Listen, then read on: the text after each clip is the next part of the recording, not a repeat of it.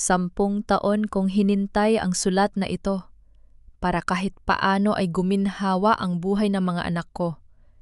Pero sa isang iglap, nakita ko na lang itong nagiging abo habang tinutupok ng sarili kong biyanan sa gitna ng bakuran. Nanigas ang buong katawan ko habang hawak ko pa ang supot ng tinapay na pasalubong ko sana para sa aming 3 anak.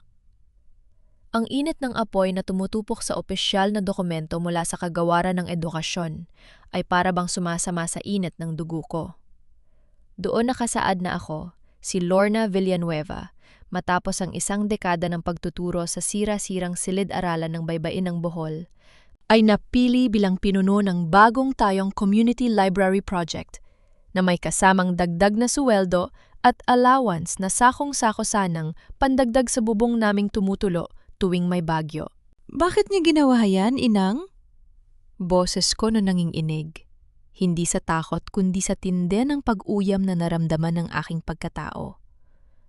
Dahan-dahan lumingon si Inang Konsolasyon. Ang mukha niya ay kulubot na parang tuyong dahon. Walang bakas ng pagsisisi kundi tigas ng isang matandang bulag sa sanili niyang paniniwala. Sumabay sa paglabas ng bahay ang asawa kong si Renato na may hawak pang tasa ng kape. Ang mga mata ay agad umiwas sa akin nang magtama ang aming tingin. Tama na ang ilusyon mo, Lorna. Malamig na sabad ni Renato. Ang boses ay pilit pinatitigas para pagtakpan ang sariling karuwagan. Pinirmahan ko na ang pagtanggi sa pwesto. Ipinasa ko na sa iba kahapon pa. Parang may malamig na palakol na humati sa dibdib ko. Ipinirmahan mo? Sino nag-utos sa iyong pirmahan ang kapalaran ko, Renato? Asawa mo ako? Hindi mo ari-arian. Wala kang mararating sa posisyong yan, kundi kapahamakan. Sigaw pabalik ni Inang Konsolasyon, ibinagsak ang kahoy na ginamit niya sa pag-apula ng apoy. Gusto mo lang mag-alsa balutan at iwan ang pamilyang ito kapag nagka-asenso ka na. Ang babae ay sa bahay, nag-aalaga ng pamilya. Hindi nagpapakapagod sa labas para sa sarili niyang pangalan. Ang mga salitang iyon ay parang latigo na humaplos sa mukha ko.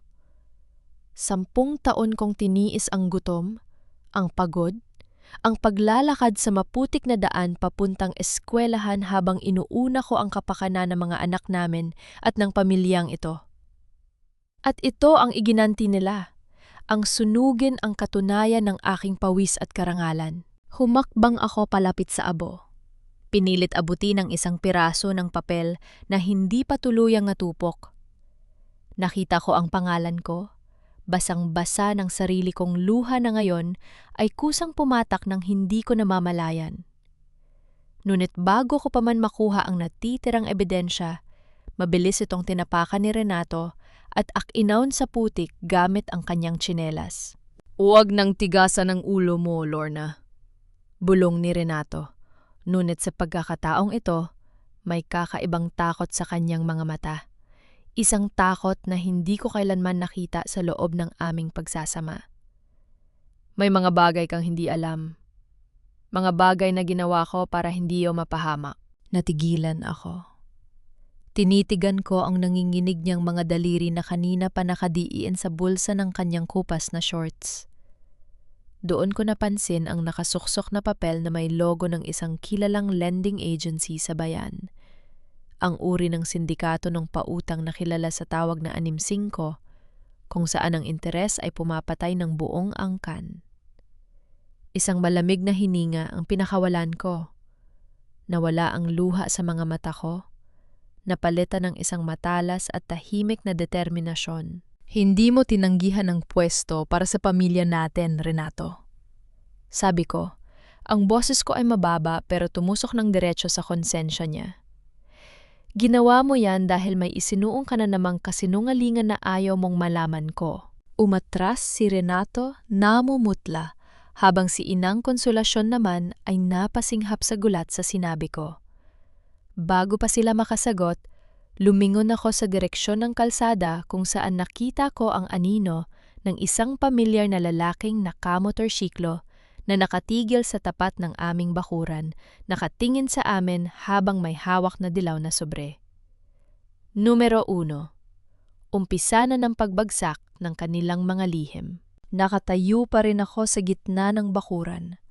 Hawak ang malamig na supot ng tinapay, habang pinapanood ang pagguho ng mundo ko sa harap ng sarili kong tahanan. Ang usok mula sa nasunog na lihim ng aking kinabukasan ay unti-unting pumait sa lalamunan ko. Pero mas masakit ang rehistro ng mga mata ni Renato. Kitang-kita ko ang takot sa mukha niya. Isang takot na pilit niyang ikinukubli sa likod ng galit at pagsusungit. "Anong tinitingin-tingin mo riyan?" Basag ni Inang Konsolasyon sa katahimikan. Hinablot ang braso ko para ilayo sa abo. "Pumasok ka na sa kusina. Magluto ka ng tanghalian sa halip na nagbubungkal ka ng abo riyan na parang balsero." Hindi ako natinag sa pwesto ko. Hinawi ko ang kamay ng biyenan ko. Isang bagay na kailanman ay hindi ko ginawa sa loob ng 10 taon naming pagsasama. Natigilan si Inang Konsolasyon. Nanlalaki ang mga matang tumingin sa akin na parang ngayon lang nakakita ng multo. Sanay silang yumuyuko ako, sumusunod ng walang tutol at lumalaman sa bawat utos nila alang-alang sa kapayapaan ng pamilya. Hindi ako magluluto hanggat hindi sinasabi sa akin ni Renato kung bakit kailangan niyang sirain ang buhay ko. Malamig kong wika, ang mga mata ko ay tuwid na tumusok sa asawa ko. Si Renato ay napalunok. Binaba niya ang tasa ng kape sa ibabaw ng lumang mesa sa labas. Ang mga kamay ay bahagyang nanginginig nang isoksok niya ito sa bulsa. "Lorna, pumasok na muna tayo sa loob. Huwag kang gumawa ng eksena rito. Pinapanood na tayo ng mga kapitbahay." Tumingin ako sa paligid. Nakasilip na sa kabilang bakod ang kapitbahay naming si Aling Rosa. At ang ilang mangingisda na naglalakad sa daan ay napahinto. Pero wala na akong pakialam sa hiya. Ang hiya ko ay sinunog na nila kasama ng sulat na yon. Wala na akong pakialam kung sino ang nakatingin. Deklara ko, ang tinig ko ay sapat lang para marinig nila ni Renato. "Sino ang pinirmahan mo, Renato? Kanino ka ng utang at bakit kailangan mong ipagpalit ang kinabukasan ng mga anak natin?" "Wala kang alam!" Biglang sumigaw si Renato. Nawala na ng pasensya, namumula ang leeg at tainga. "Ginawa ko yun para hindi tayo mapalayas dito. Kung hindi ko pinirmahan ang pagtangi, baka bukas wala na tayong tinutuluyan." Isang mabigat na katahimikan ang bumalot sa amin. Ang alon sa malayo ay parang tumatama sa dibdib ko. Nanlaki ang mga mata ko sa narinig. "Anong ibig mong sabihin? Anong mapalayas?" Bago pa makasagot si Renato, isang pamilyar na busina ng motorsiklo ang umalingaw-ngaw sa tapat ng gate namin. Ang lalaking nakasakay dun ay nakasuot ng itim na jacket, madilim ang mukha, at may dalang dilaw na sobre na kanina ko pa napansin. Si Kedio, ang kanang kamay ng nagpapatakbo ng sindikato ng pautang na 5 chicks sa buong bayan ng Bohol. Nandito na pala si Maestra. Nakangising bati ni Kedio habang ibinababa ang tungtungan ng motorsiklo. "Mabuti naman at abutan kita dito. Akala ko nagtago ka na dahil sa hiya." Naramdaman ko ang paghigpit ng hawak ni Renato sa gilid ng mesa. Si Inang Konsolasyon naman ay napaurong, namumutla na parang kinapitan ng malalang sakit. "Anong kailangan mo dito, Kedio?" Tanong ko, ang boses ko ay matatag kahit nagiinit na ang buong sistema ko. Lumapit si Kedio. May inabot na papel kay Renato na agad namang inagaw ng asawa ko para itago sa likod niya. "Wala lang, nagbabayad lang ng utang ang mister mo. Sabi ko nga sa kanya kung wala siyang pambayad cash ngayon, pwede namang gamitin ang titulo ng lupa at bahay na ito bilang collateral. Total, nakasanla na naman sa amin, di ba?" Parang binuhusan ako ng malamig na tubig mula ulo hanggang paa. Nakasanla? Ang bahay na ito ay manapa kina Inang at sa mga magulang ko. Isag pamanang pinagpaguran ng buong pamilya para may masilungan ang mga apo. Lumingon ako kay Renato, ang mukha ay basang-basa ng pawis kahit malamig ang simoy ng hangin galing dagat. "Totoo ba to, Renato? Isinangla mo ang bahay natin? Para saan? Para sa bangka ni Kuya Nestor. Mahinang bulong ni Renato. Nakayuko. Hindi na kayang salubungin ang tingin ko. Nalugi sila sa laot noong nakaraang buwan. Kailangan nila ng puhunan para makabawi. Kung hindi, baka saktan sila ng iba pang pinagkakautangan. Kaya pala! Napatawa ako ng mapait. Ang luha sa mga mata ko ay tuluyan ng natuyo at napalitan ng apoy ng galit. Kaya pala, kailangan mong patayin ang pangarap ko. Kaya pala, kailangan mong sunugin ang lihim ko. Dahil ibinenta mo na pala kami nang hindi ko alam. Lorna, patawarin mo ako. Lumapit si Renato. Akmang hawak-hawakan ang braso ko. Pero mabilis akong umiwas na parang nasunog sa apoy. Huwag na huwag mo akong hawakan. Ang sabi ko. Ang bawat salita ay may diin na lumabas sa labi ko. Pinagbigyan kita sa lahat ng taon na ito, Renato. Inintindi ko ang hirap mo, ang luho ng pamilya mo, ang panggigipit ni Inang, pero sinira mo ang hangganan. Tumalikod ako kay Renato, dumretso sa loob ng bahay habang nakasunod ang tawag niya. Pumasok ako sa maliit naming kwarto, kinuha ang isang lumang maleta at walang pasubaling inihagis sa loob ang mga damit ko at ng 3 kong anak. Saan ka pupunta? Sigaw ni Inang Konsolasyon na sumunod sa akin sa loob, nakapamwang at nanginginig sa galit. Wala kang utang na loob. Iniwan mo ang asawa mo sa oras ng kagipitan? Huminto ako sa pag-impake, lumingon sa kanya at mumiti ng may halong pait. Inang, hindi ako ang walang utang na loob. Kayo ang nagtulak sa pamilyang ito sa hukay. Paglabas ko ng kwarto, nakita ko si Renato na nanginginig habang nakatayo sa may pinto. Humaharang sa daan ko kasama ang 3 bata na nag-iiyakan na sa isang sulok dahil sa takot. Lorna, wag mong gawin to. Parang awa mo na, wag mong dalhin ang mga bata. Pakiusap ni Renato. Nawala na ng pride. Lumuhod pa sa harap ko habang nakaturo ang mga kapitbahay sa labas. Pero huli na. Ang pagpapakumbaba niya ngayon ay walang bisa sa pusong durog na. Umalis kayo sa daan ko. Malamig kong utos. Titira kami kina Teacher Myra sa lumang kapilya. At tandaan ninyo ito, Renato. Hindi ako babalik dito hanggat hindi mo isinusuko sa batas ang sarili mo at ang mga taong gumigiling sa buhay natin. Nilampasan ko siya, hinawakan ang mga kamay ng aking mga anak at humakbang palabas ng pinto patungo sa kawalan. Bit-bit ang isang maleta, ang aking danggal, at ang simula ng isang digmaan. Napakabigat ng bawat hakbang ko palayo sa bahay na 10 taon kong itinuring na tahanan. Ang bawat yabag namin ng mga anak ko sa maputik na daan ng baryo ay sinasabayan ng hagulgol ng aking bunso na si Dodoy. Napilit nagtatanong kung bakit kami lumalabas nang walang dalang pagkain bukod sa isang supot ng damit. Nanay, saan po tayo matutulog? Baka magalit si tatay kapag nakita niyang umalis tayo. Nanginginig na tanong ng panganay kong si Maya habang mahigpit na nakakapit sa laylayan ng bestida ko. Yumuko ako. Pinunasan ng mansa ng luha sa kanyang pisngi at pinilit numiti kahit parang pinipiga ang puso ko. Hindi magagalit si tatay, anak. Mula ngayon, dito muna tayo kina Teacher Myra. Matututo tayong tumayo sa sarili nating mga paa. Pagdating namin sa lumang kapilya sa dulo ng nayon, sinalubong kami ni Teacher Myra na may dalang mainit na kape at ilang pirasong tinapay. Ang tahimik at abandonadong kapilya na may mga lumang upuang kahoy at sirang bintana ay naging kanlungan namin. Walang kuryente roon, kundi ang silaw ng gasera. Ngunit sa unang pagkakataon, pagkatapos ng maraming taon, naramdaman ko ang kakaibang hangin ng kalayaan. Isang kalayaang hindi nakatali sa utos ng iba.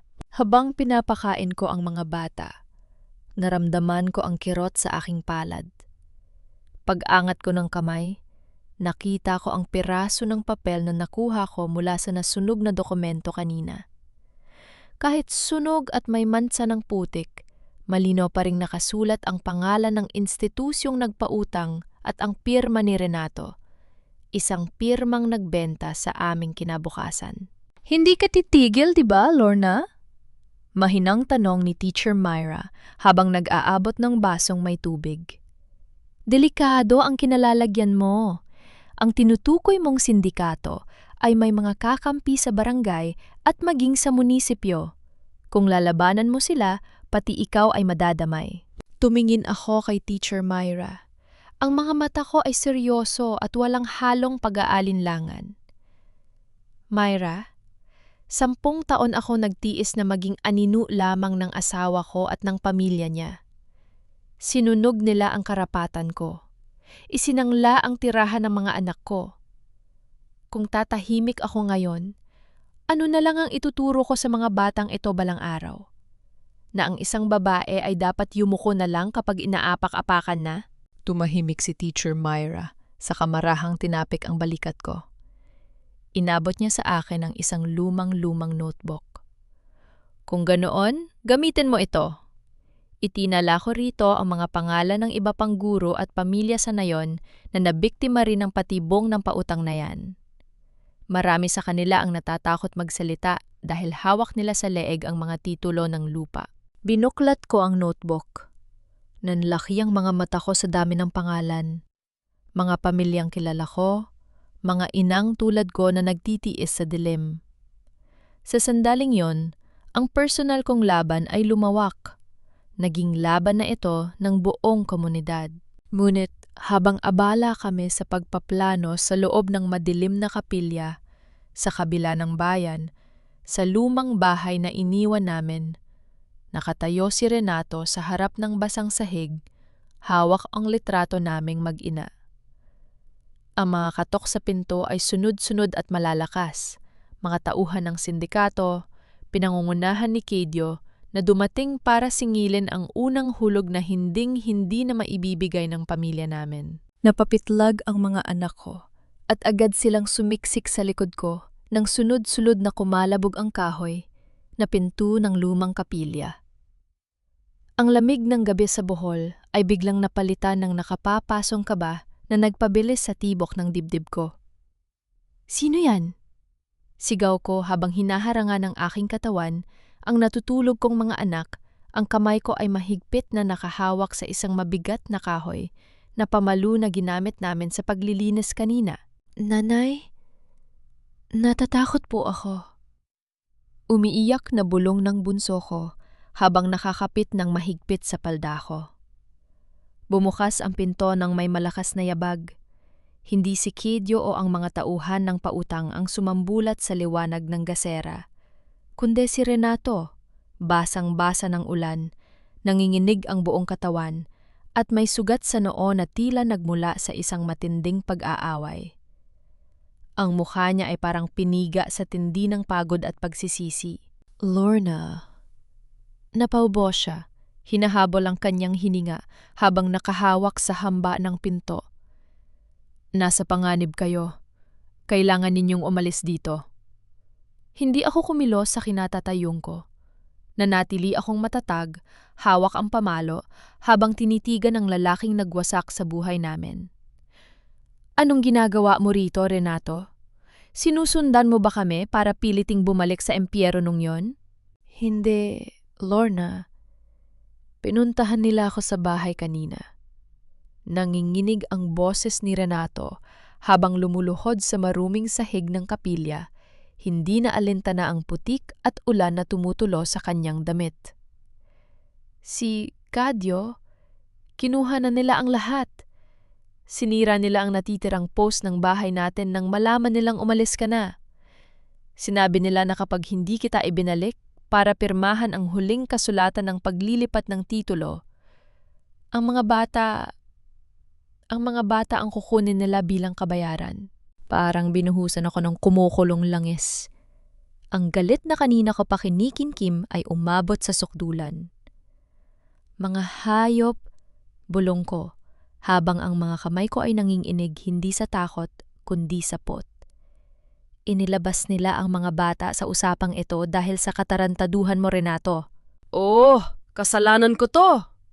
Sigaw ni Renato sa sarili niya, habang sinasampal ang sarili niyang pisngi ng buong lakas.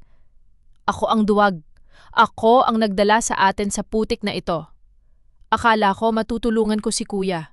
Akala ko masusolusyonan ko ang problema nang hindi ka na iniistorbo. Pero pinatay ko lang pala ang pamilya ko.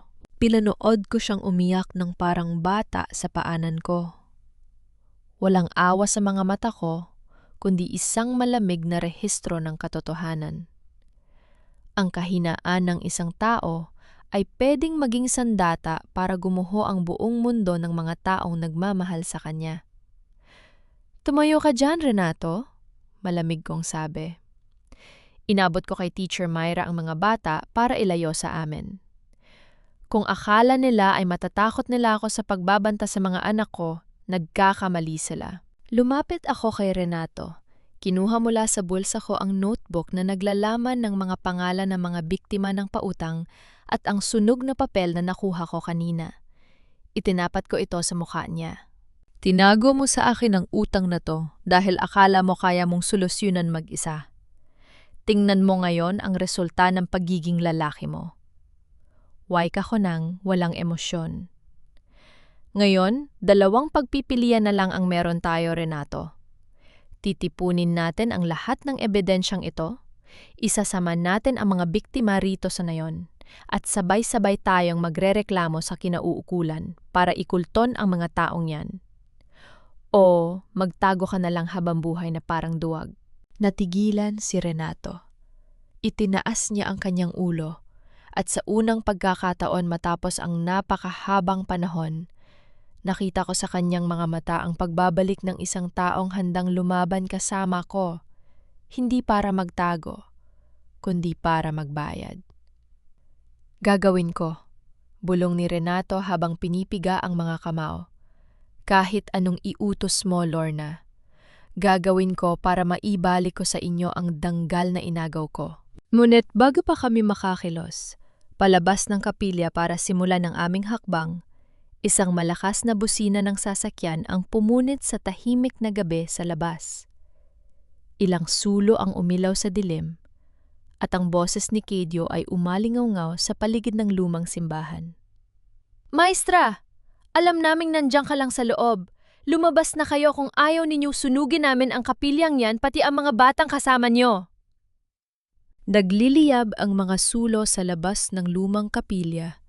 Nag-iiwan ng mga aninong sumasayaw sa maruming dingding habang paulit-ulit na ipinupukpok ang mga banta ni Kadyo.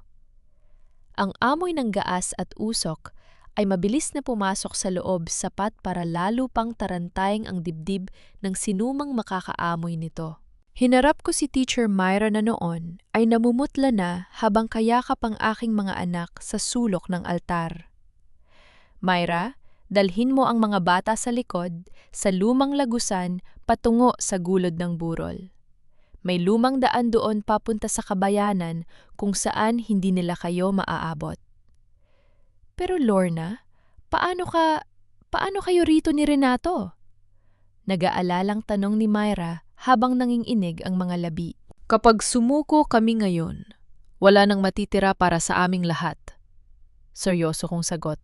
Sabay, abot sa kanya ng notebook na naglalaman ng mga pangalan ng mga biktima. Ito ang hawak nila. Itabi mo ito. Kapag may nangyari sa amin, dalhin mo ito sa istasyon ng pulis sa lungsod, huwag dito sa barangay dahil hawak ni Kadyo ang mga tanod. Bago pa makatuto si Teacher Myra, sumenyas na ako kay Renato. Tumayo siya. Ang takot sa kanyang mga mata ay napalitan ng isang mapanganib na desisyon. Kinuha niya ang isang mabigat na bakal na tubo na ginamit namin sa pagkukumpuni ng bubong kanina. Lorna, kapag binuksan ko ang pinto, ako ang unang haharap sa kanila. Giit ni Renato habang hinahawakan ng braso ko. Kasalanan ko to. Ako ang dapat sumalo.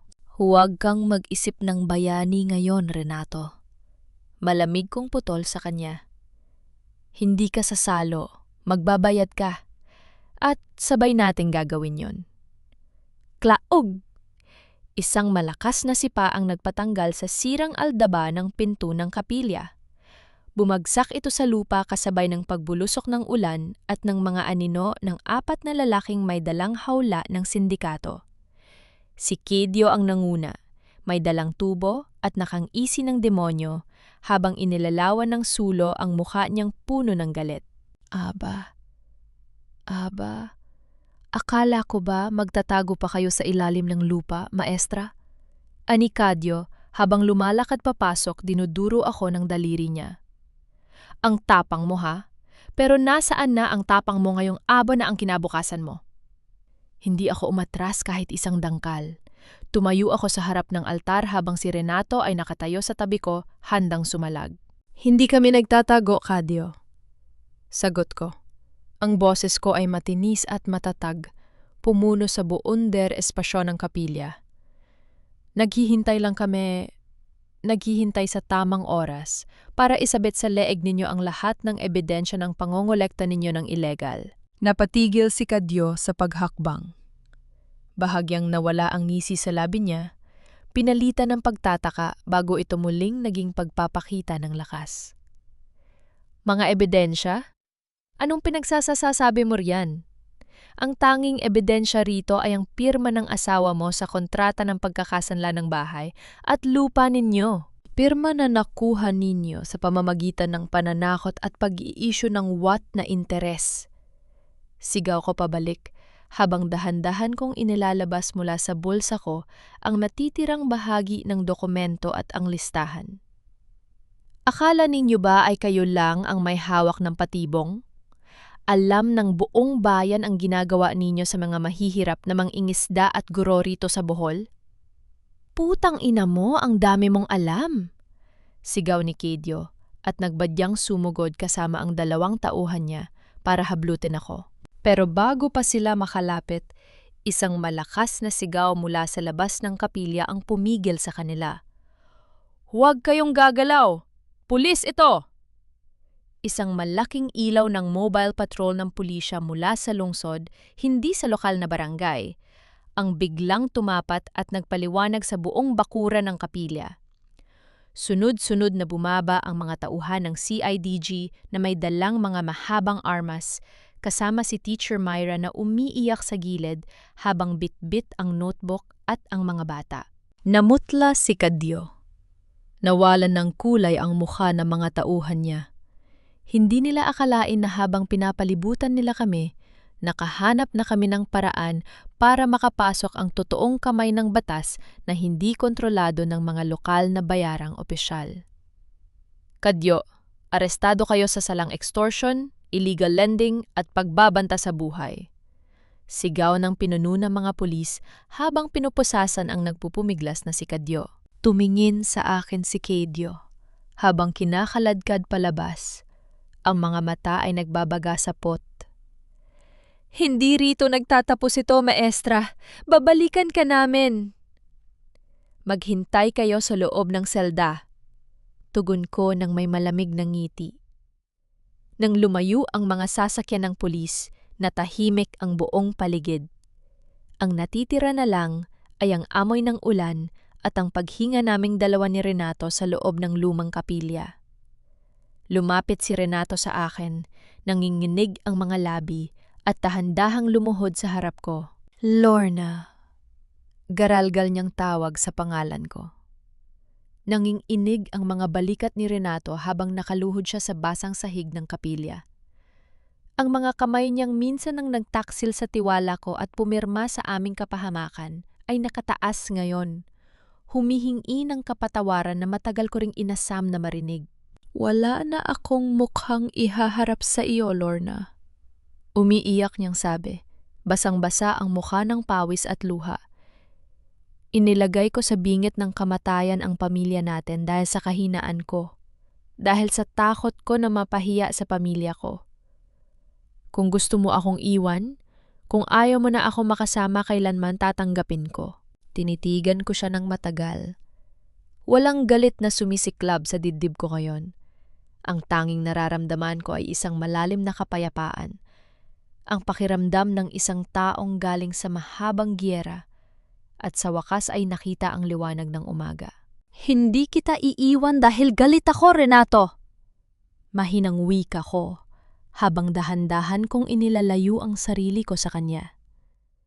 At hindi rin kita patatawaring na yon lang dahil umiiyak ka sa paanan ko. Ang pagtitiwala ay hindi ibinabalik sa isang iyak lang. Ito ay muling itinatayo sa pamamagitan ng mga gawa. Tumayo ako at pinagpag ang laylayan ng bestida ko. Lumapit ako sa may pintuan kung saan tanaw ko na ang unti-unting paglitaw ng liwanag ng araw mula sa silangan. Ang simula ng isang bagong umaga sa Bohol. Makalipas ang ilang araw, ang buong nayon ay dahan-dahang bumangon mula sa hagupit ng bagyo at sa takot na idinulot ng sindikato ni Kadyo. Ang mga dokumento at listahang nakuha namin ay naging daan para ibasura ng hukuman ang mga wad na kasunduan sa pautang.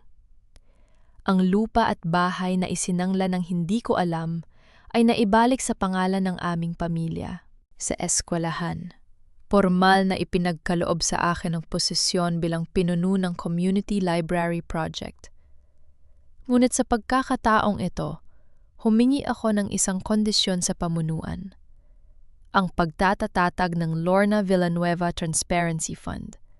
Isang pondo at sistema ng gabay pinansyal para sa mga guro at manggagawa sa Buundor, bayan upang hindi na maulit kailanman ang madilim na karanasan na pinagdaanan namin.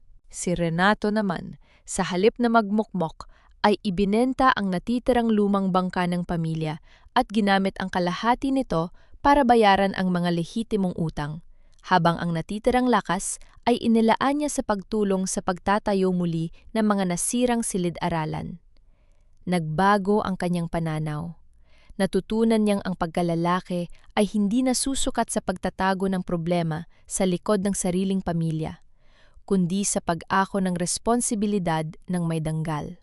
Isang hapon, habang nag-aayos ako ng mga bagong libro sa shelves ng bagong tayong silid-aralan, naramdaman ko ang presensya ng isang tao sa tabi ko.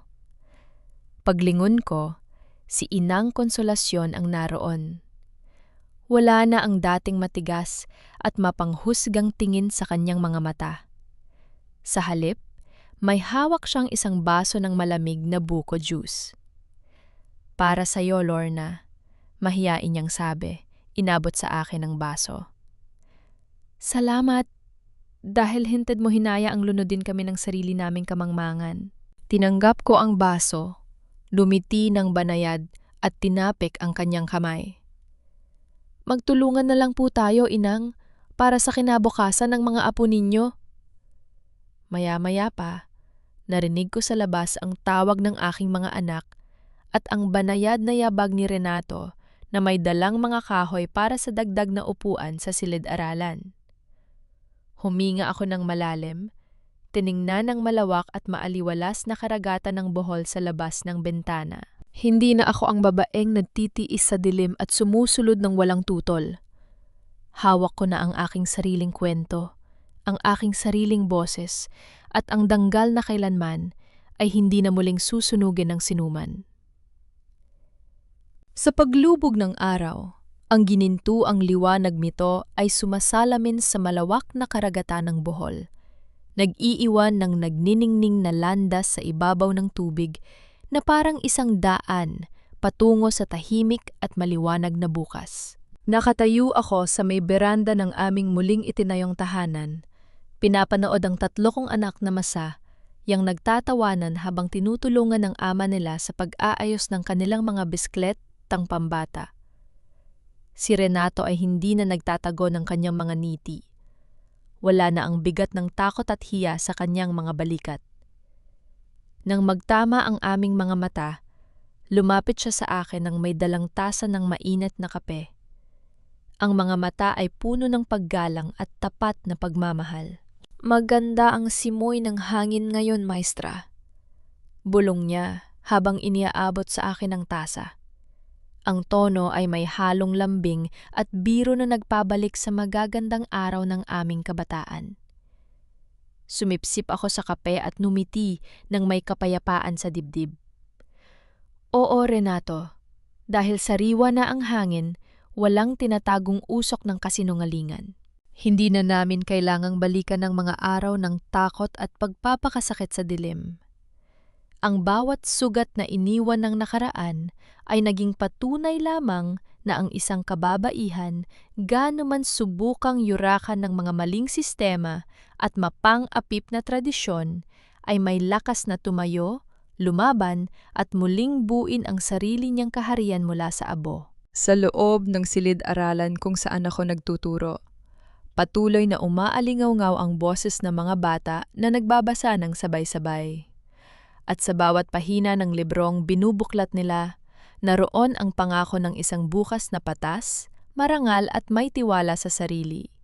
Isang kwento ng babaeng hindi na kailanman nagpatangay sa agos, kundi siya nang humubog sa sarili niyang direksyon.